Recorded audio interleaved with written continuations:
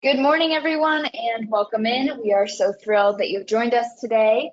Just going to take a moment to let everyone filter in, get situated. We will get started in about 2 minutes. Thank you so much for your patience.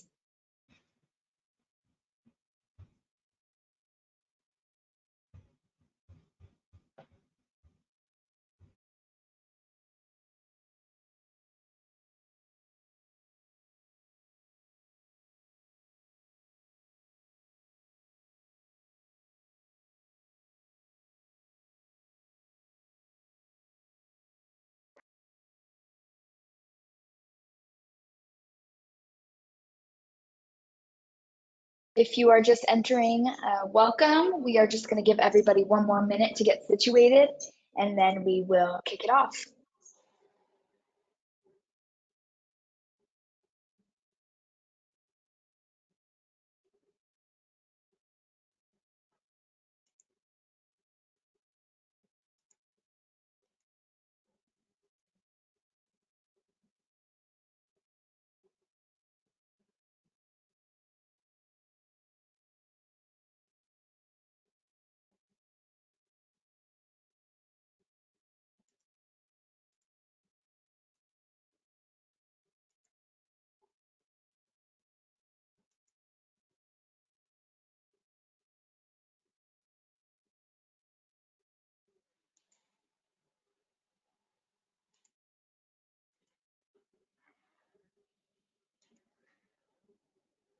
Alrighty, looks like we are ready to go. Welcome, everyone. We are really thrilled that you've joined us today. We have an incredible demo in store for you.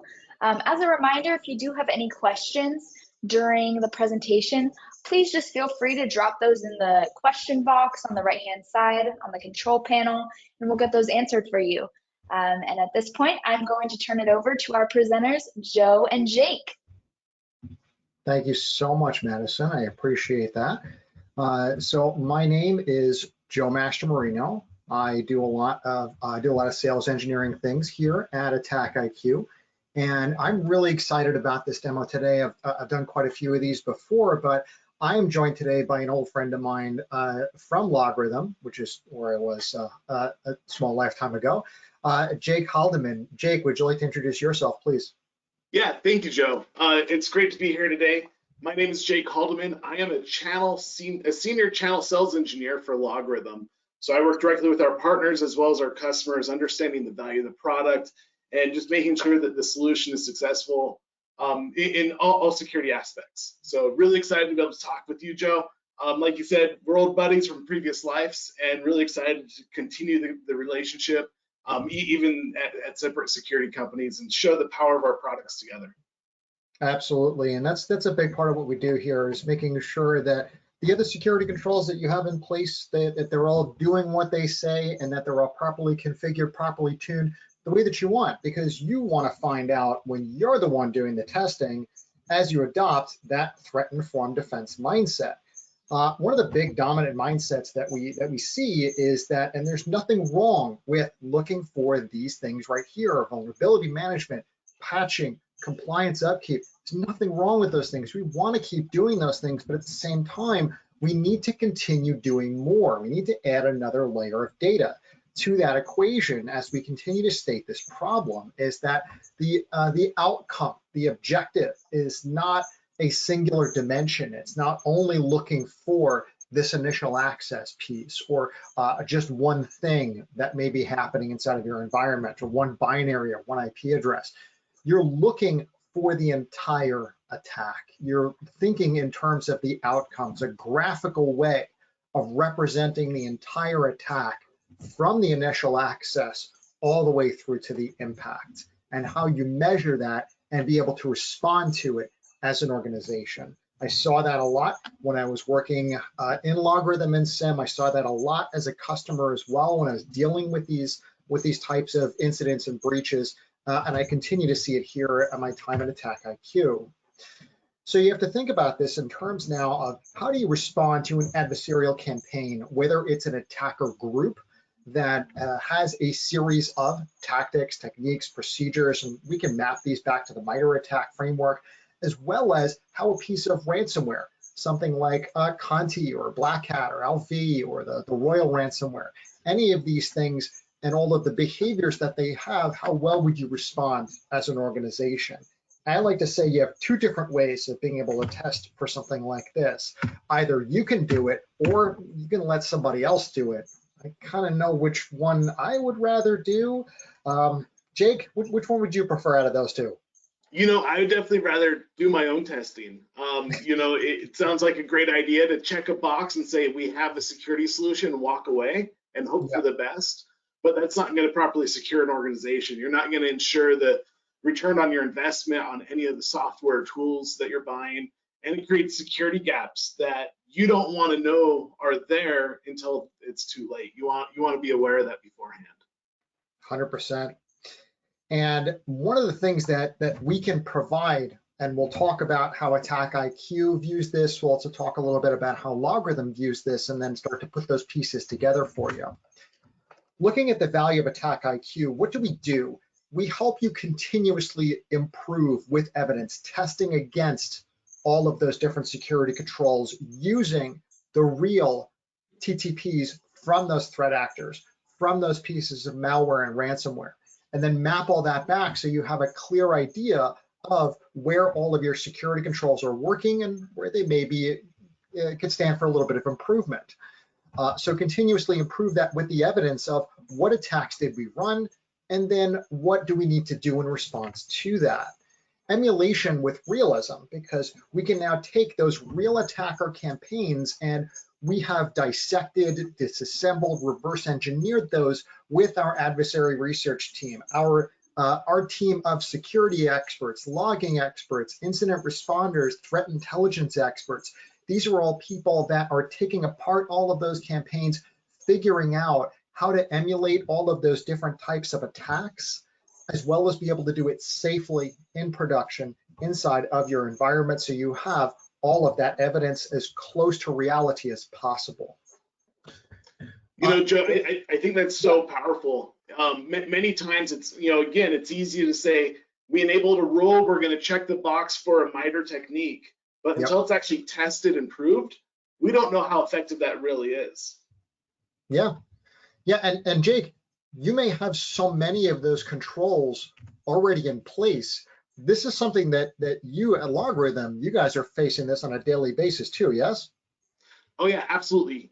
We provide in LogRhythm out-of-the-box rules for detection across many compliance scenarios, as well as things like the MITRE techniques. Sorry, that was hard to get out. But at the end of the day, if it's not configured properly, it's not going to detect the incident correctly.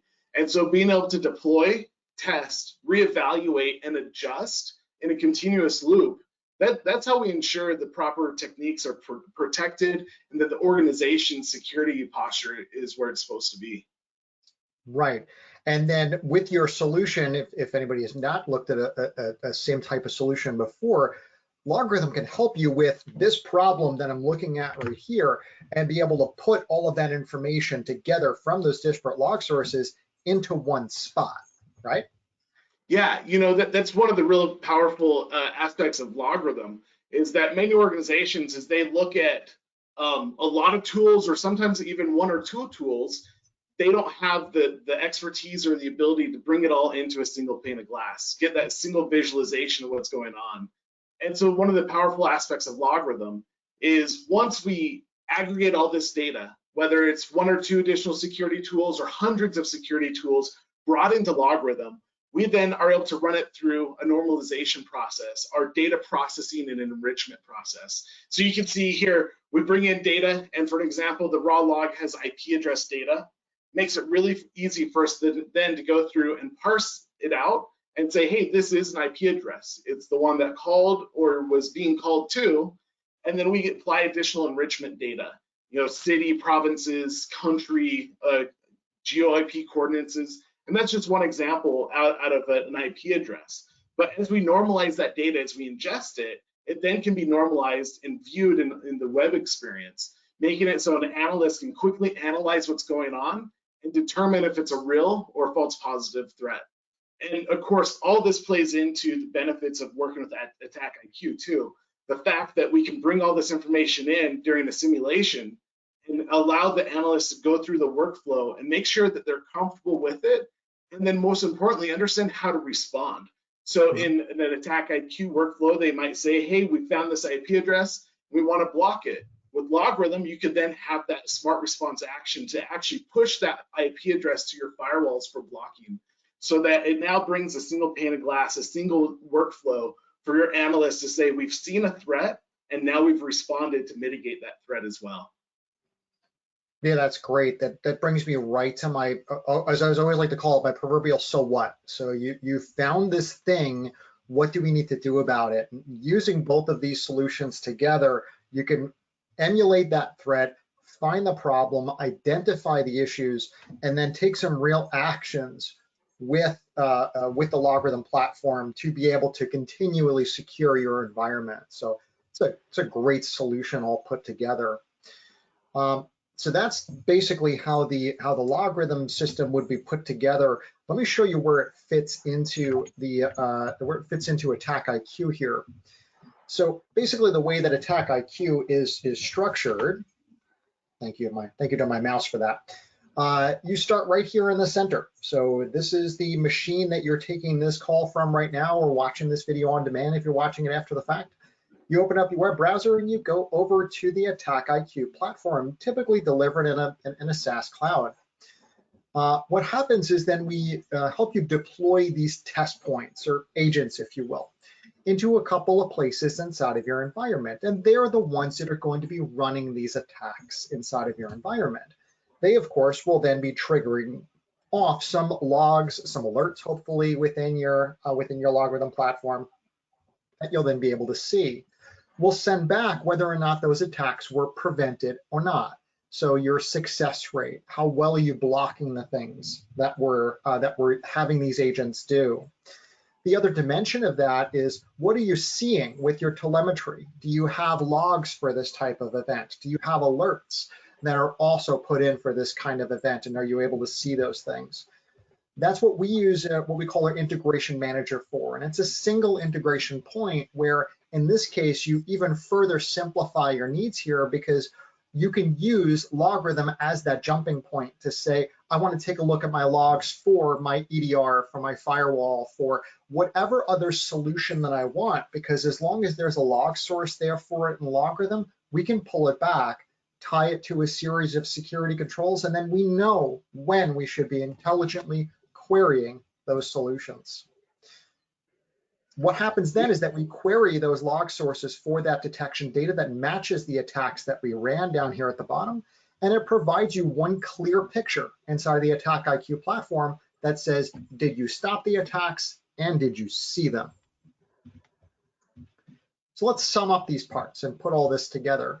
There is a joint solution brief, and we do have that posted up on our website. The link is there at the bottom of the screen. And Madison, if you could also do us a favor and post that link in the chat so everyone can have access to it. This is one visual that comes out of that joint solution brief. And what happens here is a description of what I was just talking about in the architecture slide. So what happens here is we have this first step here. AttackIQ will instruct the agent to run a few different scenarios. And you can tie these scenarios to, as we do with just about everything, different techniques within the MITRE ATT&CK framework. And Jake, a lot of that content that's in your platform, those advanced intelligence engine, those correlation engine rules, you have a book of knowledge there too about mapping those to MITRE ATT&CK, correct? Yeah, absolutely. I was going to mention, we have 1,000 or so log sources that we support. So as AttackIQ integrates with LogRhythm, all those log sources are now available to be validated by AttackIQ. And then on top of that, we do have out-of-the-box detection rules, our advanced intelligence engine, like you said, where we'll trigger the alarms. We'll say that we see that technique T1547 and alert on that. And then the AttackIQ can validate that LogRhythm detected it as it's receiving that data from our EDR platforms and firewalls and other vendors out there too. Fantastic. Yeah, so this then walks through the rest of that flow where Integration Manager we have scenarios that match different technologies. So we know when we're looking through our log sources that, oh yeah, these scenarios that we ran, this is for an EDR. So now we know to query the endpoint detection response log sources and LogRhythm and the network-based security controls and so on and so forth. And then inside of LogRhythm, you have this other capability within that correlation engine where you can have what's called a self-correlated advanced intelligence engine rule. Jake, can you take that apart for us for just a second and how that's a good differentiator and a good use case here? Yeah, thank you for setting this up, Joe, because it's absolutely very powerful. The fact that as LogRhythm detects something, we feed that back into our system as additional data points. And what that means is that we can then set thresholds or correlation rules where we say when we see multiple steps, we want to trigger a more serious or higher risk rating alarm so that an analyst knows the difference between we're seeing a series of attacks versus we're seeing somebody do a port scan. That might be step one, but that's not actionable until we see more of an exploit take place. And so with our correlation engine, we're able to ingest multiple alarms and use that to build up a more succinct, larger scale alarm for the anomaly that's occurring and not just the one-off occurrences. It's really helpful to save analysts time, but it also helps combine efforts so that you're not having a team investigating multiple parts of an attack separately.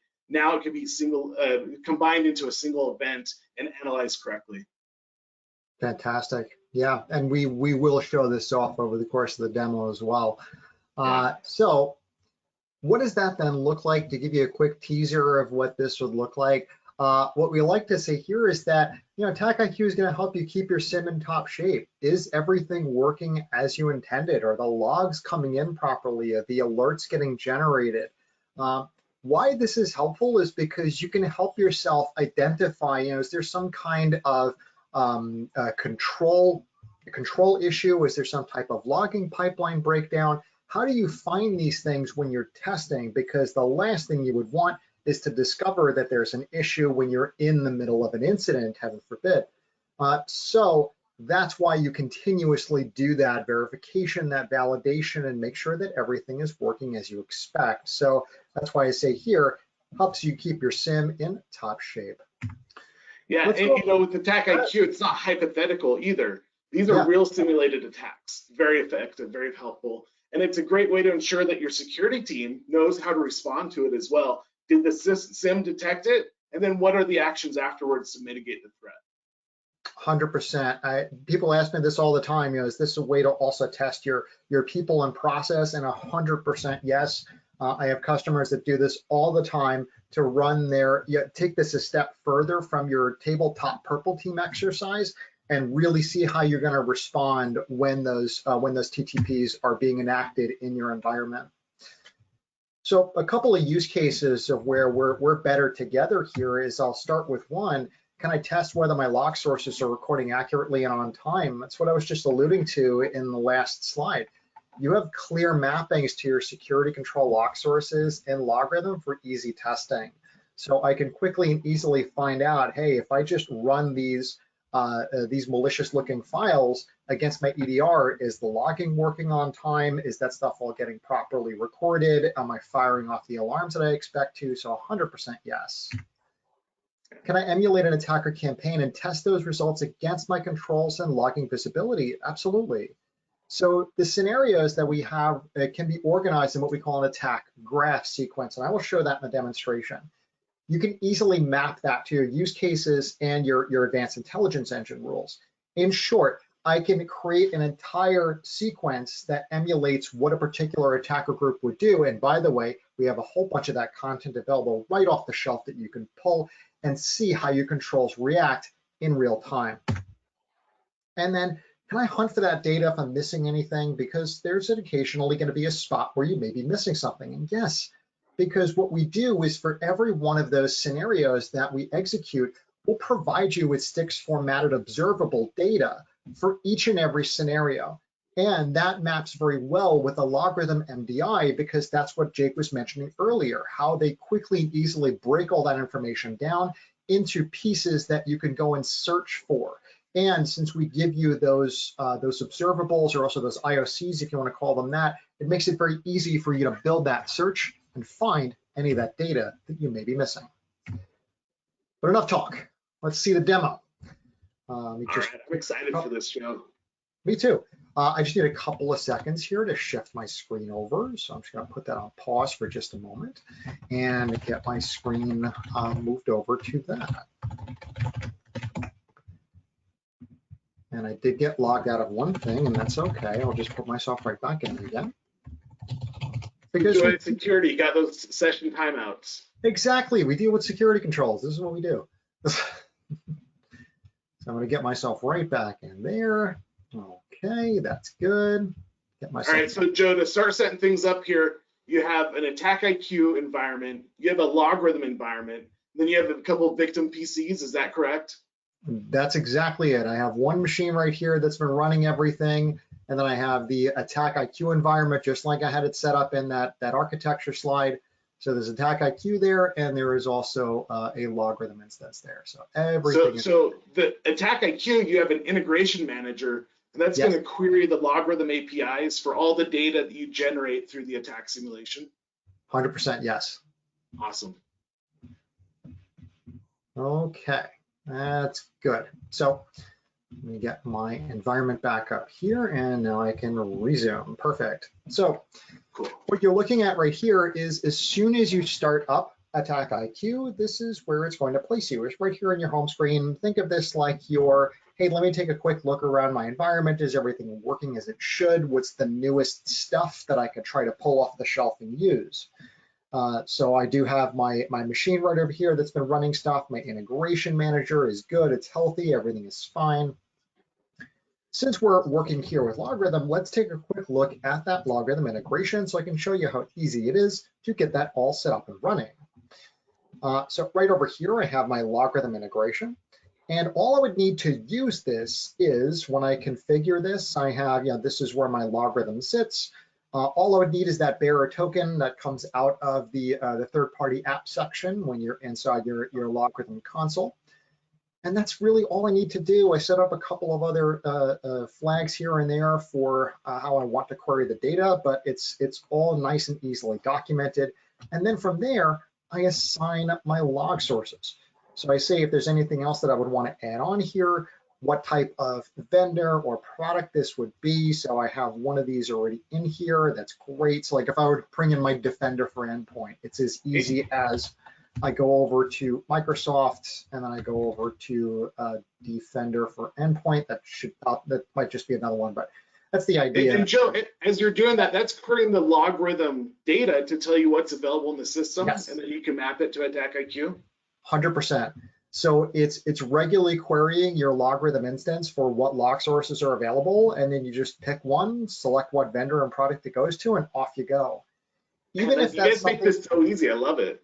Yeah, we try to make it as easy as possible. And even if there's something that you have that maybe we just don't have an entry for yet, it's a matter of just click this little plus button right here. And if you want to add in a new vendor and product, it takes about a minute to add one of those custom integrations through LogRhythm. So very, very easy.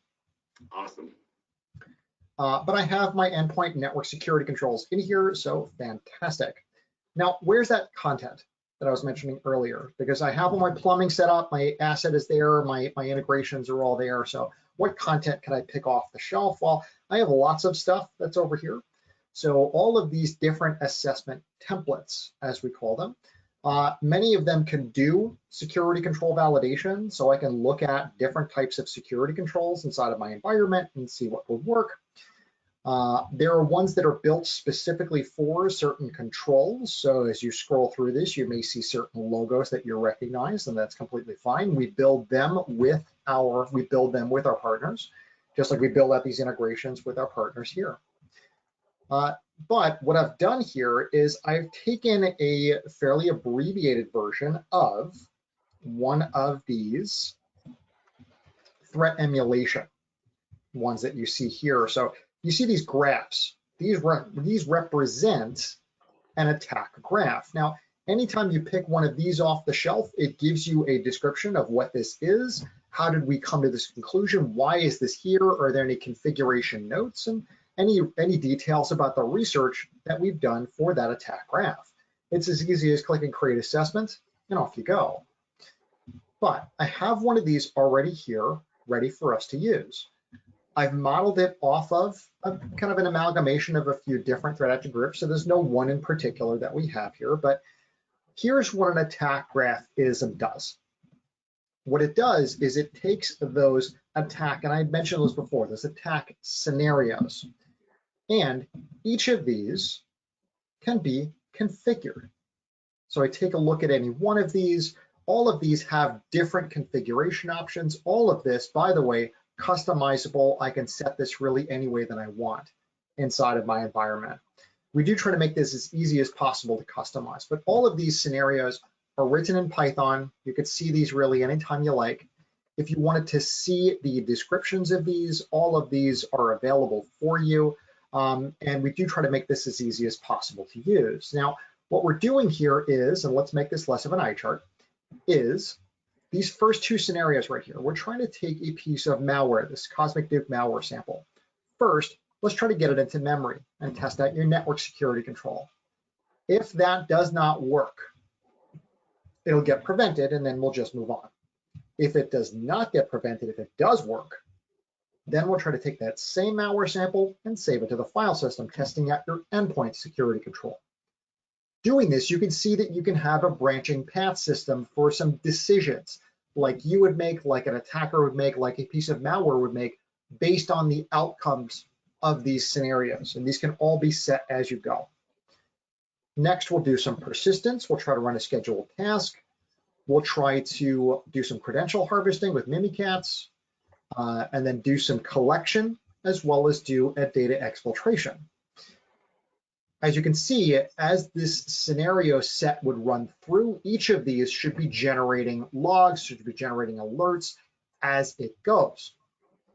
Now, what does this look like once you want to try to run this? Well, we can run this and just choose to run it on demand whenever we like. Click this little run now button over here and I get this fair and final warning that, hey, you're about to do stuff that's probably going to set off some alarms and logs, and well, that's why we're here. So I'm not going to run that now because I just ran that a little earlier today, so we have a fresh set of results. But you do have that option to run it ad hoc. You also have that option to run it on a schedule. I did mention continuous security validation. So you run this on whatever schedule you like. You want to run it daily, weekly, monthly, whatever that cadence is that you want. But what we're really here for is the results. Let's get at those. After I've run this, and these typically take a few seconds to run the scenarios a piece, so this entire sequence took a few minutes. Because what I did was I put delays between each of these for about 30 seconds so we could clearly and easily see exactly what was happening.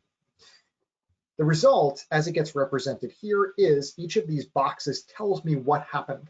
And I'm going to dig into a few of these so we can see it. On this prevention, what happened here was that this malware sample to memory, that got prevented. So I get this nice little green box, if prevented, and then we moved on. You see, we grayed out this box up here. So we didn't do this. It's not going to be on the box. It's not going to be in your logs and LogRhythm because none of this occurred in this little gray box over here. What continued to happen was everything else that was here. My persistence, my dumping Windows passwords, automation collection scripts, and my data exfiltration. Let's take this apart. So I'm going to take apart this download Cosmic Duke malware sample to memory so we can see one of these network security ones.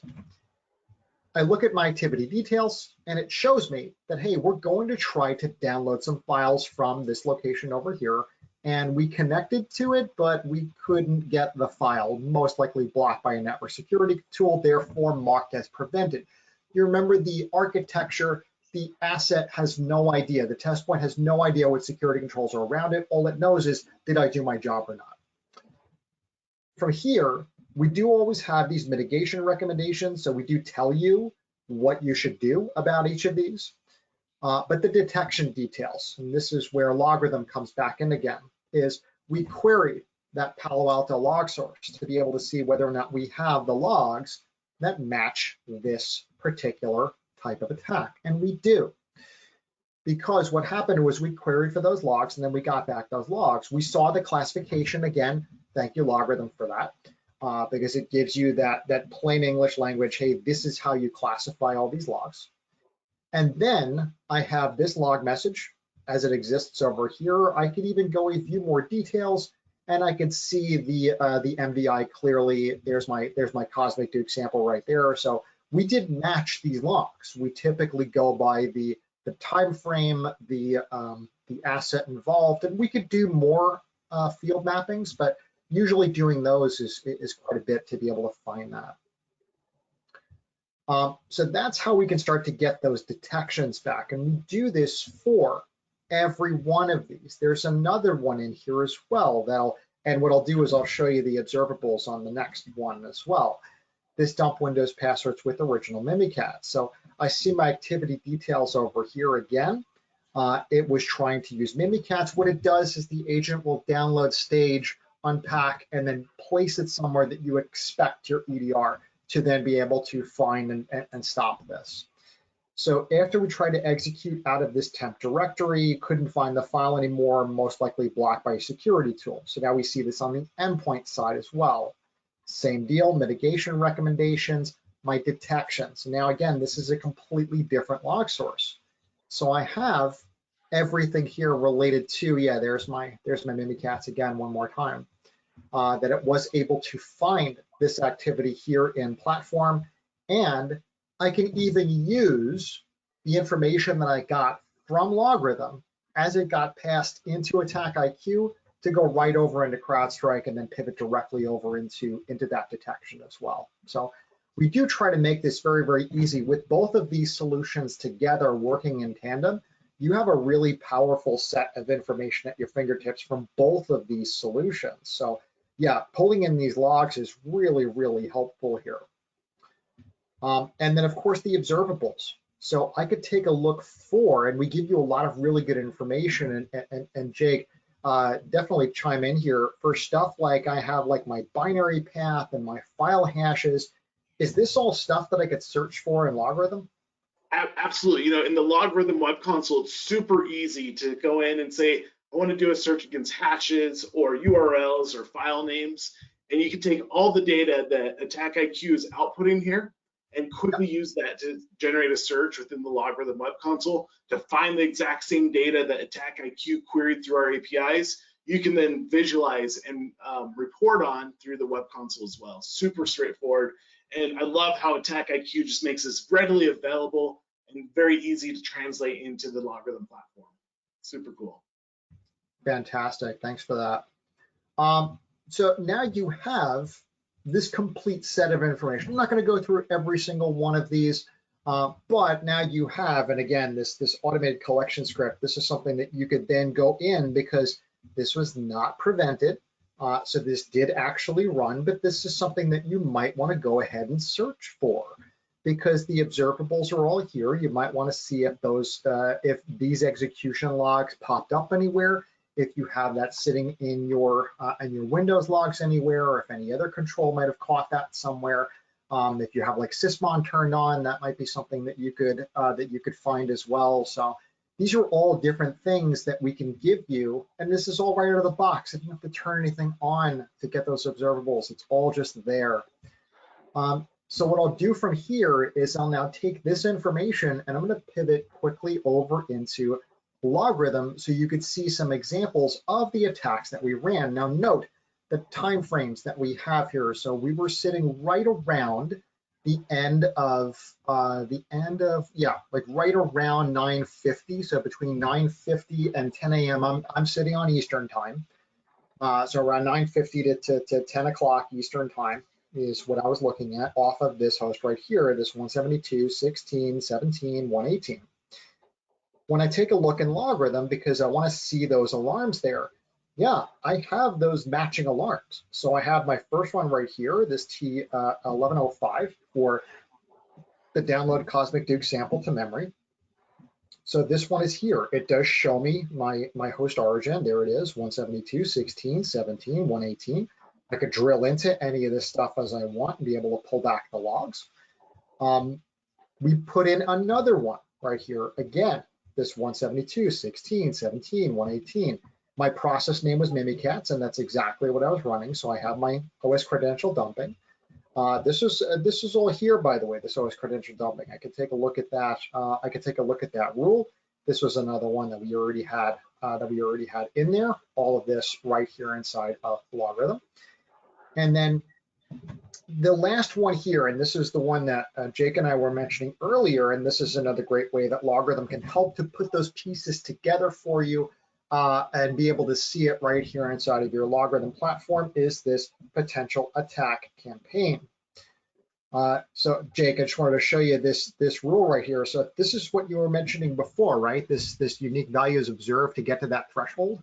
Yeah, absolutely. So this is a great example of a correlation rule for LogRhythm, where we detected these techniques, we fed that back into the system, and then it hit a threshold in this scenario where we saw more than 2 of these techniques occur on the same IP host or IP address. And so that means we now see a series of events that are actionable rather than one-off occurrences that maybe the EDR prevented and we don't need to further investigate, but now we're seeing an attack progression. So we want to alert on that. You notice when we look at the alarm scores, we have a 50 and a 59, but because we saw those together, we raised that risk score into the 80s, meaning, hey, we see something that's serious, it needs further investigation, versus some of these activities that could be malicious attempts, or it could be a user just misusing their computer. But by having the correlation rules feeding back into LogRhythm, we can say, hey, this is something more serious. We need you as an analyst to investigate this further. And of course, the other side of this too is you can tie in smart response plugins, where you could say, hey, as this stuff occurs, we need to talk to our IDP provider and isolate a user account, disable their user account, or talk to our EDR software and isolate a host to further isolate the compromise. And then we can perform mitigation steps as well. So really powerful, seeing all this be generated by AttackIQ, a real life scenario that we then see come into LogRhythm, and we can use this to validate the LogRhythm platform, our security teams, as well as just understand the response times that we might have when we have a security attack. Absolutely love this demo, Joe. This is great. Fantastic. Yeah, it's absolutely my pleasure to put it together. And one of the things that I really wanted to highlight here as well was that notice these common events as well. I was doing my best really to focus on the MITRE ATT&CK TTPs as much as possible, because yeah, the information is there for those observables, those IOCs. You can see those kind of lower level indicators, but as much as possible, what I like to do with both of these platforms together is to continue to move further up in the pyramid of pain and focus as much as we can on the TTPs, because that's the stuff that's going to be the hardest for the attackers to be able to change over time. So that gives you a lot more confidence in the types of attacks that you're running and your telemetry, the controls that you have. Are we stopping the TTPs and not simply an IP address, a file hash, anything along those lines? Yeah, that stuff is good to catch, but we want to continue upping our own tradecraft as we go.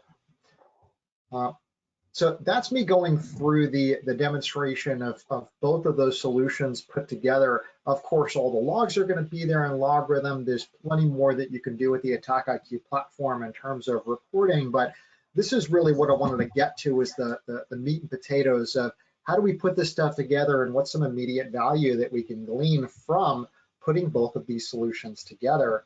So let me just resume the slides from where I was. And Joe, also I'll point out, in LogRhythm, we have a couple different flavors of our LogRhythm SIEM. We have an on-prem solution, appliance, virtual, things like that. But we also have LogRhythm Cloud, where we host the solution in the cloud and manage it. And this integration is available in both types of scenarios, regardless if it's on-prem or in the cloud. As long as you can deploy, connect to the API, you're able to get the connection from AttackIQ into LogRhythm to query our API. It's no big deal. So we're really flexible on the LogRhythm side of how you integrate this with AttackIQ. Yeah, 100%. We would reflect that as well. So I tell customers all the time, you put that integration manager wherever it makes the most sense for you to be able to interface with your security controls. If that makes sense for it to be on-prem, put it there. If you want to put it somewhere in like AWS or somewhere else on the cloud, does it make sense for you to interface with your security controls that may all be SaaS or otherwise cloud provided? Go for it. It's a matter of whatever makes the most sense for you. So we would work right along with you on that. Yeah, absolutely. So just as a reminder of where that joint solution brief is, and I believe Madison posted that link in there before. Are there any questions for Jake or myself here? Looking in the question box, not seeing anything currently, but maybe we give it about a moment and just see if anybody chats something in there. Joe, while we're waiting to see if anyone else has questions, I was actually curious. You talked about this a little bit. You have all these curated scenarios. Yeah. How often are those getting updated? Yeah. So what happens is we have about 4,000 attack scenarios that sit in the platform today. All of those are, and I would say, actively curated by that same the content team as well as that adversary research team. We're constantly updating this. We work in a truly agile shop.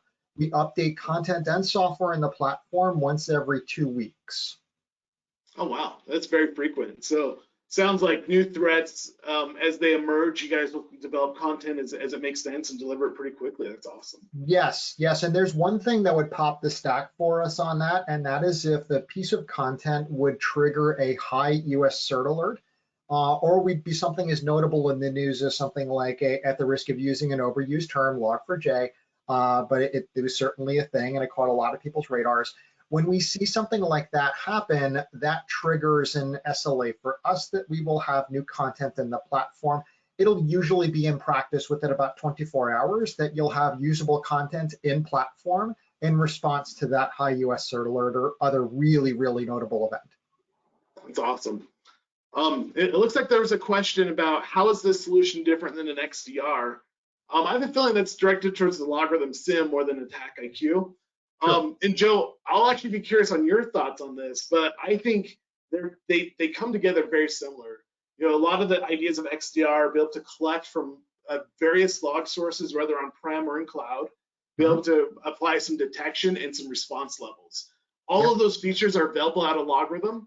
No added cost, no different bundles or anything like that. And you know, it's a homegrown product. We've been in business here in the US for nearly 20 years developing this security solution.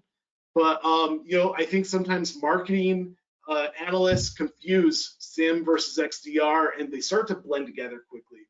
Joe, what's your thoughts on those definitions?